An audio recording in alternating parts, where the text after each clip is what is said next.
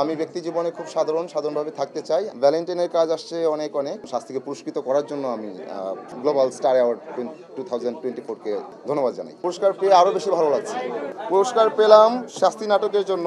শাস্তি গল্পটা নাসির খানের। নাসির খান আমাকে এই গল্পটা পাঠিয়েছিলেন অনেক আগে। সেটা অনেকদিন আমার কাছে ছিল।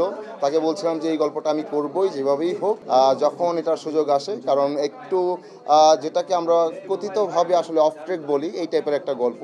তাই আমি বলছিলাম যে এটা কেউ যদি কখনো প্রডিউস করে তাহলে করব এবং আমি পুশ করব, কাউকে বলবো। তবে সেই যদি বলি যে মহান কাজটা করলেন আমাদের জি সিরিজের খালেদ ভাই, ওনাকে অনেক বেশি থ্যাঙ্কস এবং এই অ্যাওয়ার্ডটা ওনার জন্য। আর আমার ডিরেক্টর প্রতিসাধন, যে অনেক এই গল্পটা করার প্রতি আগ্রহী ছিলেন এবং এটার জন্য দৌড়াদৌড়ি করে শেষ পর্যন্ত খালেদ ভাইকে পেলেন এবং আমরা জি সিরিজের সাথে গল্পটা করলাম শাস্তির জন্য এবং শাস্তিকে পুরস্কৃত করার জন্য আমি গ্লোবাল স্টার অ্যাওয়ার্ড 2024 কে ধন্যবাদ জানাই। এটা ডিরেক্টর যত আধুনিকভাবে দেখতে চান আমি সেটাই ট্রাই করব। আমি ব্যক্তি জীবনে খুব সাধারণভাবে থাকতে চাই। আমার কাজ কাজের কথা বলবে, আমার ব্যক্তি জীবনের মতো থাকবে, সেটাই আমি চাই আর কি। চুল বড় করছি, সামনে একটা ফিল্ম করবো, ফিল্মের ঘোষণাটা খুব শীঘ্রই আসবে, তারপর এটা বড় করে বলতে পারবো হয়তো।